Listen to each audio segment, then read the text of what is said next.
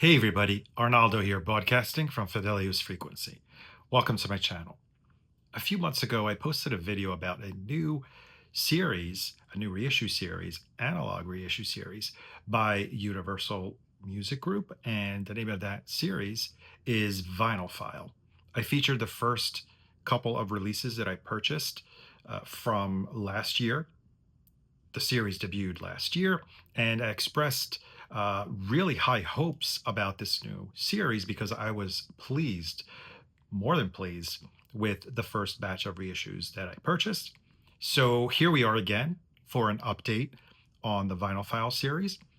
I'd like to talk to you about 4 new albums that I purchased in the last month from the VinylPhyle series, and I'll give you a rundown of the albums as well as a comparison to previous and other versions that I have for some of these releases.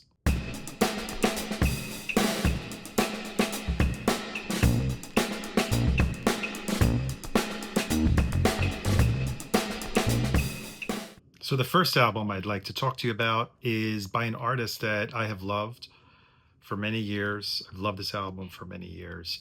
Probably one of my all-time favorite male vocalists, singers, Marvin Gaye.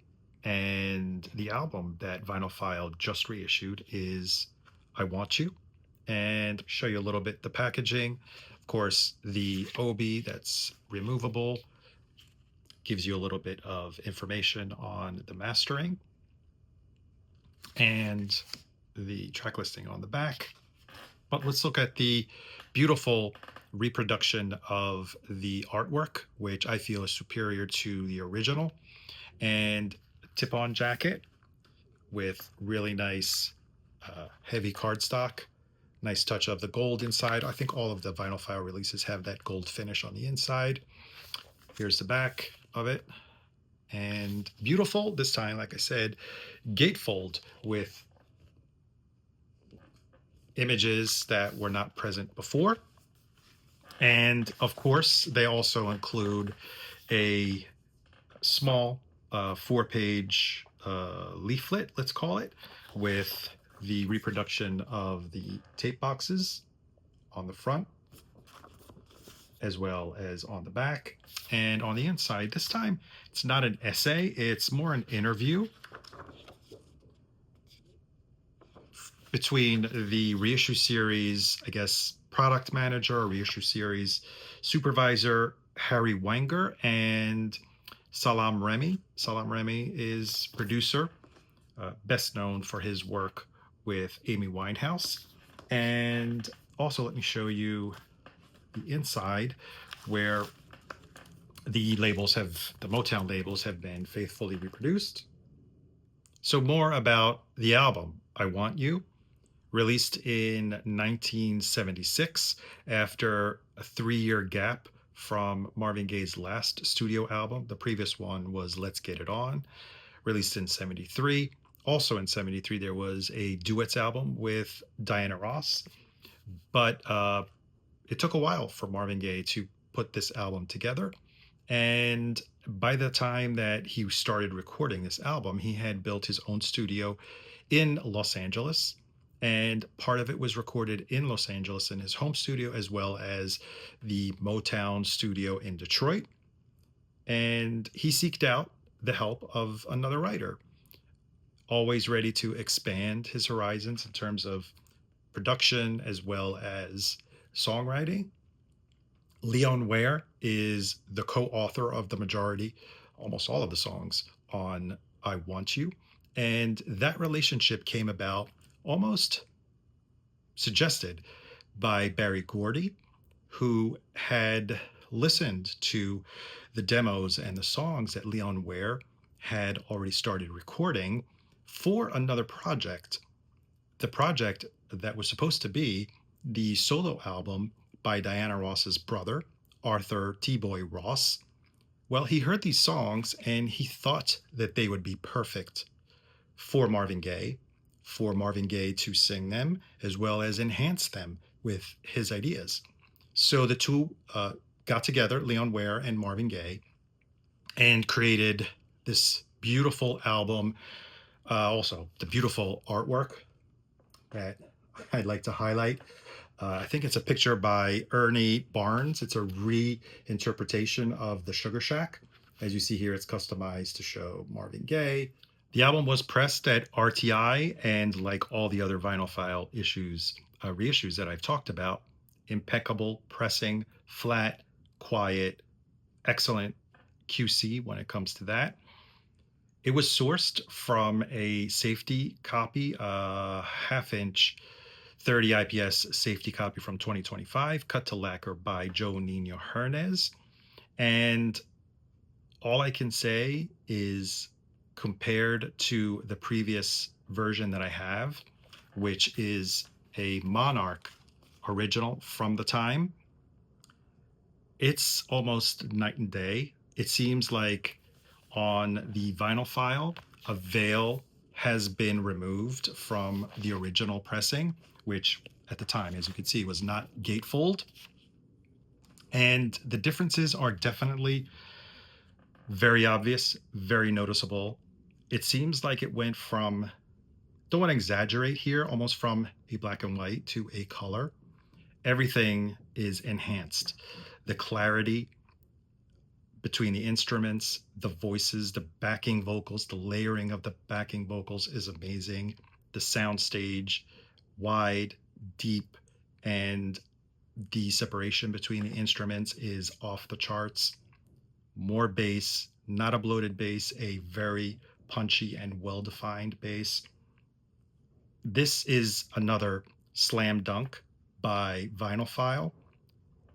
Most of the copies you see around of I Want You, let's call them very well loved. It's hard to find one that is in great condition. I was lucky enough to find one quite a few years ago, but this is a no-brainer.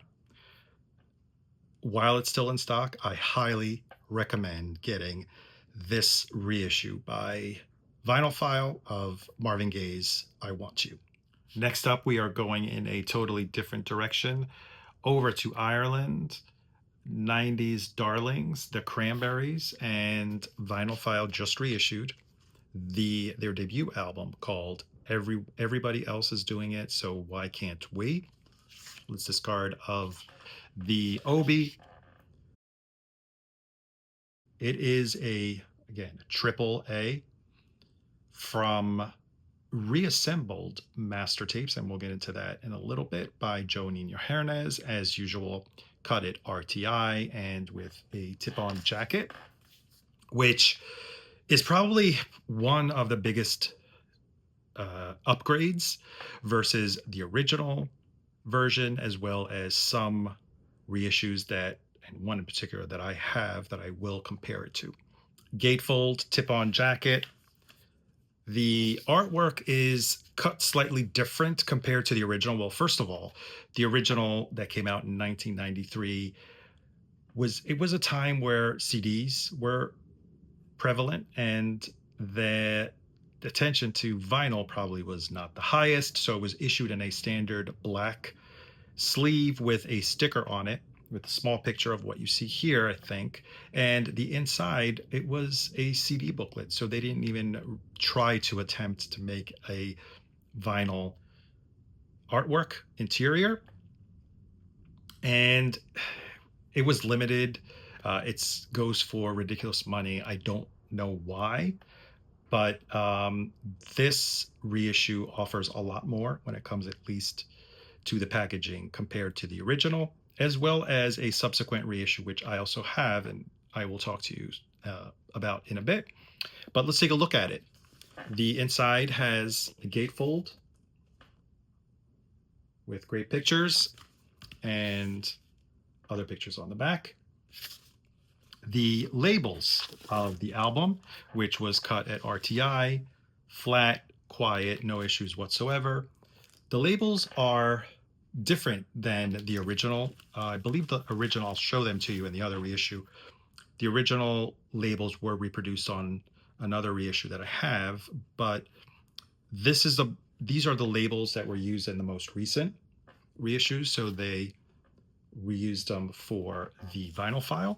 It also comes with a insert with the lyrics.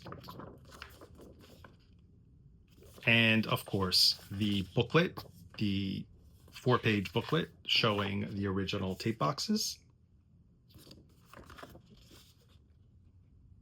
And a very insightful interview essay by the producer of the album, Stephen Street, is on the inside. And now let's talk about how it sounds. Stephen Street, in the notes of that I just showed you of the booklet, mentioned mixing. He was involved in this reissue from in 2025, I guess, when it was done. He was involved in the mixing. And if you read the notes on the inside, it is a AAA cut, but from a mix down from the original tapes. Seems like Stephen Street had to recreate the original mixes from the album from 1993, and that mix down was used to cut analog by Joe Nino Hernandez. The other version that I have of this album, which I compared it to, is the Analog Spark version that came out in 2017, also supposedly all analog cut. I don't have any other specifics on how it was or what it was cut from, but that imprint that had very, very short lifespan was called Analog Spark. So you would imagine it was cut analog from the tapes.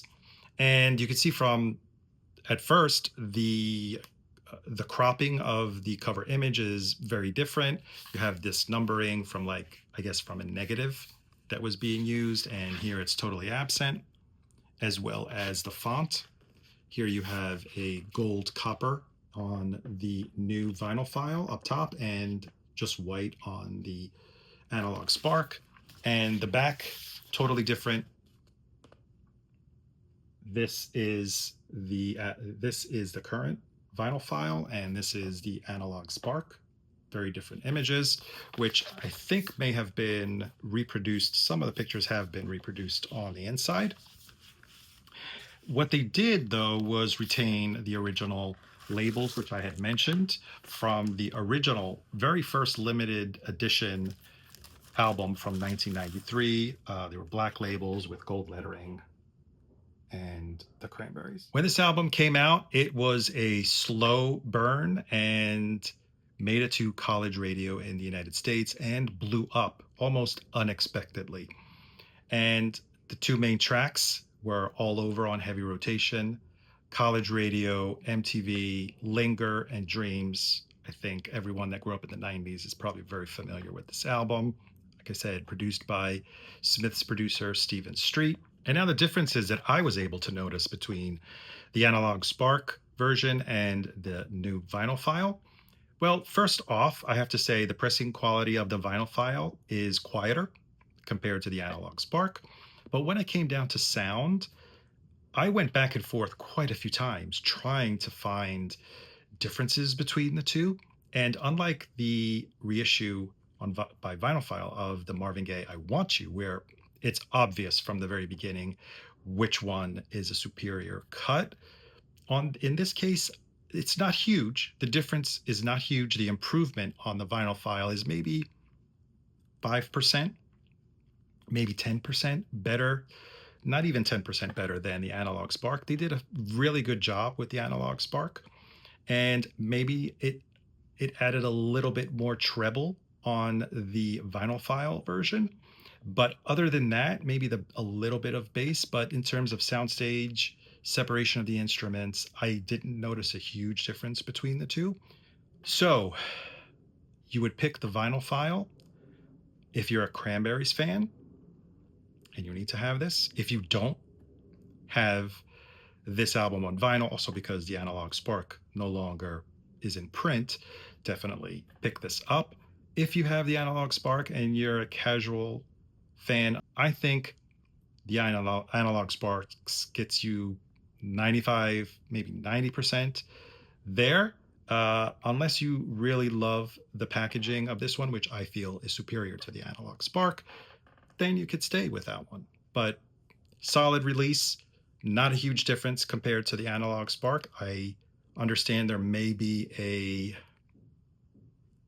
Abbey Road cut of this. There was an anniversary series. I'm not exactly sure how that one sounds, but I probably will be disposing of my Analog Spark because I do like the VinylPhyle better.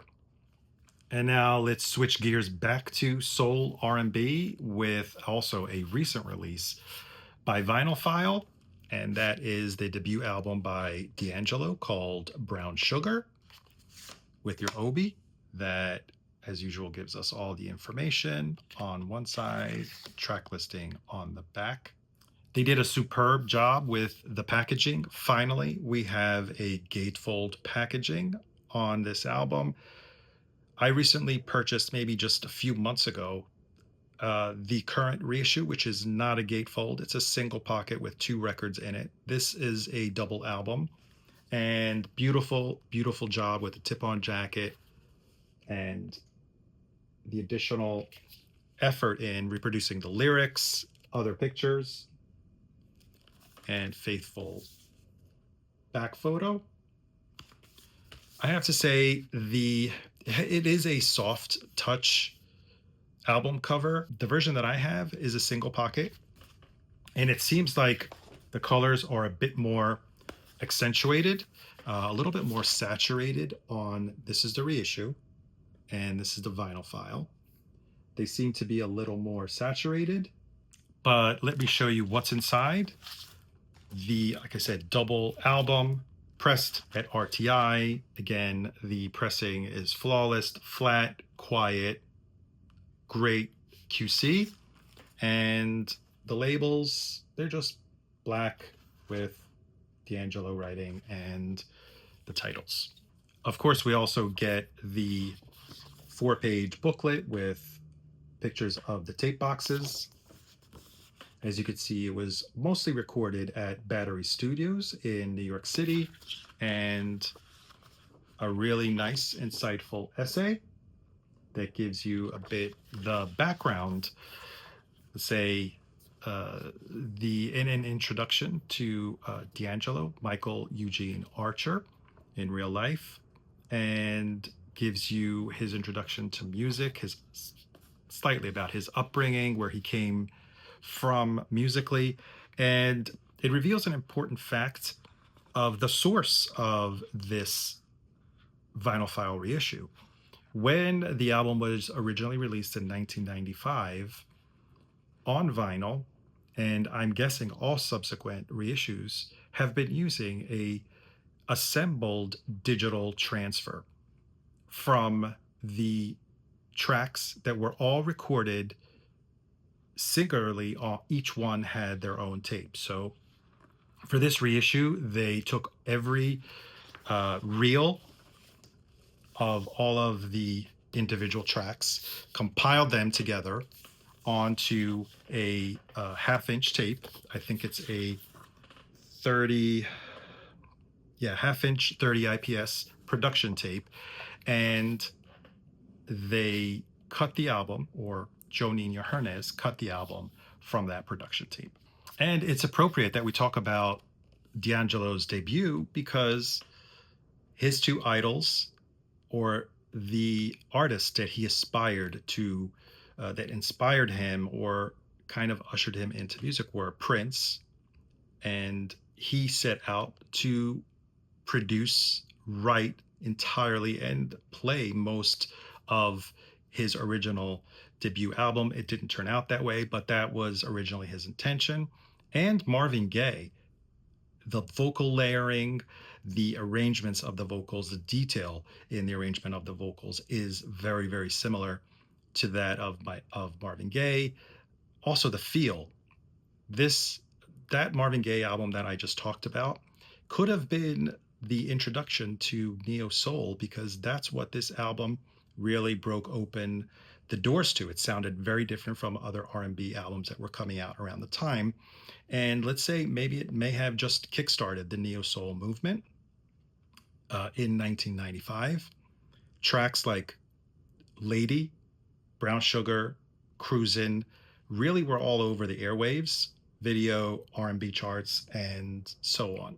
So how does this new VinylPhyle reissue stack up to the current reissue that is in print, much cheaper. First of all, I think maybe it's a $30 record versus the 55 of the VinylPhyle, so keep that in mind. The version that I have is a white vinyl version, like I said, not a gatefold, just both records in a wide spine double pocket, I guess. Jacket, plain white, inner sleeves. They are poly-lined, and it is on white vinyl.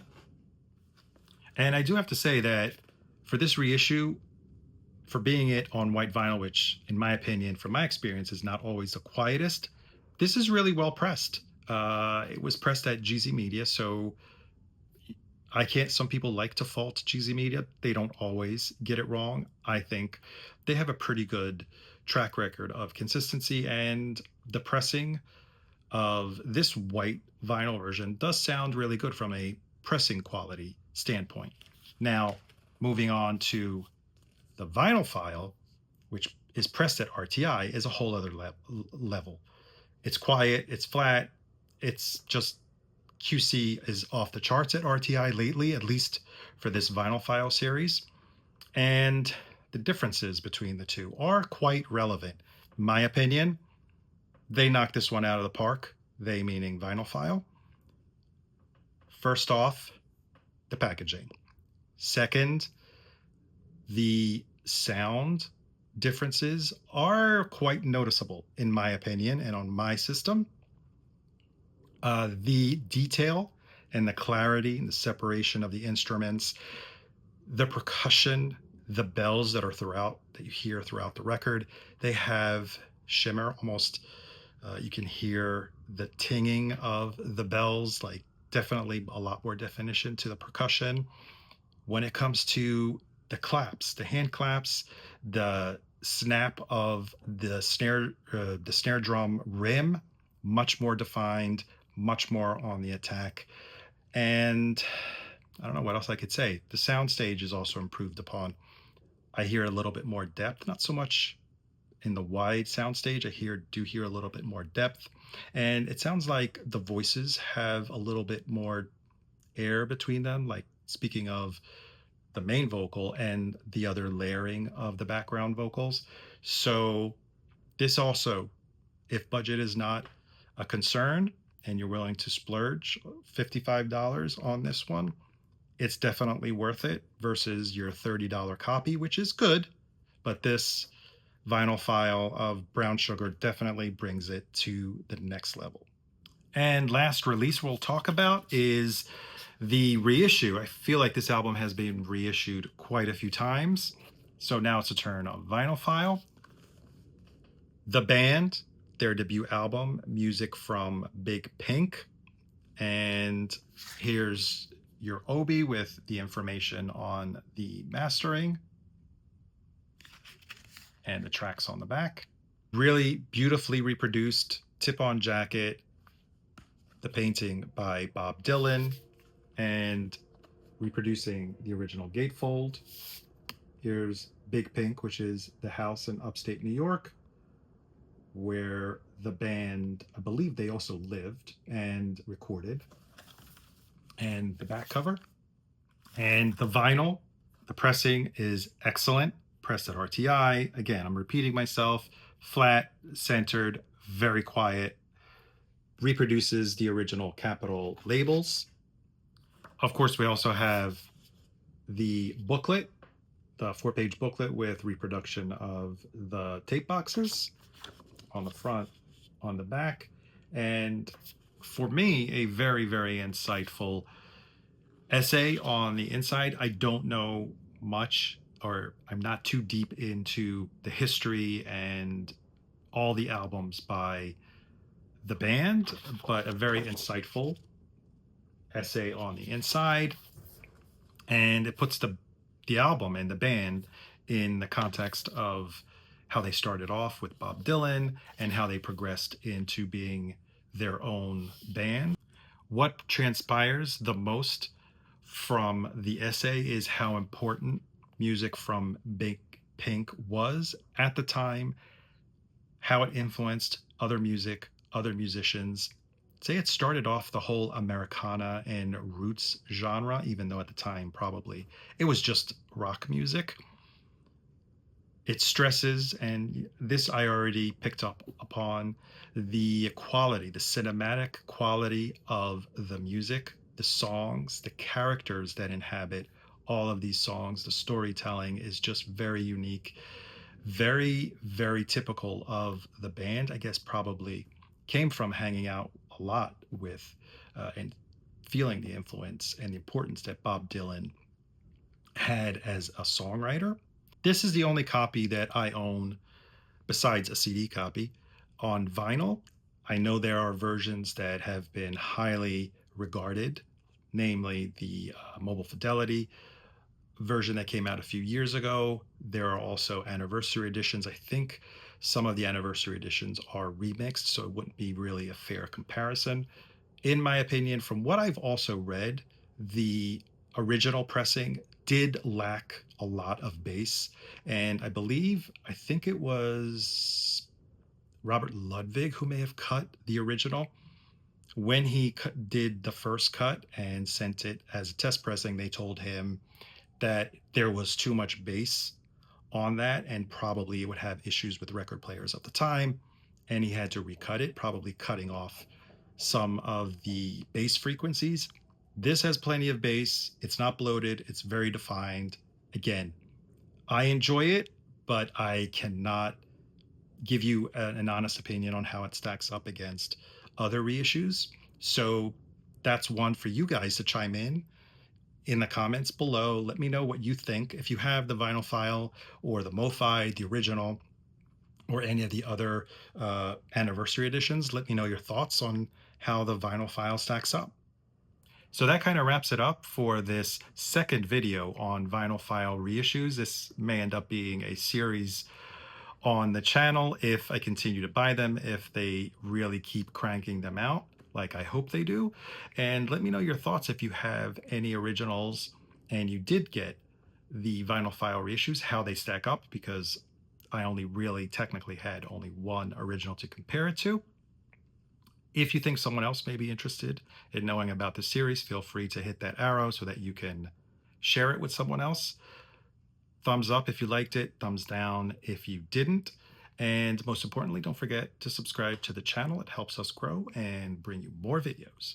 So that's all for today. Thank you so much for watching, and I really hope to see you on the next one. Bye.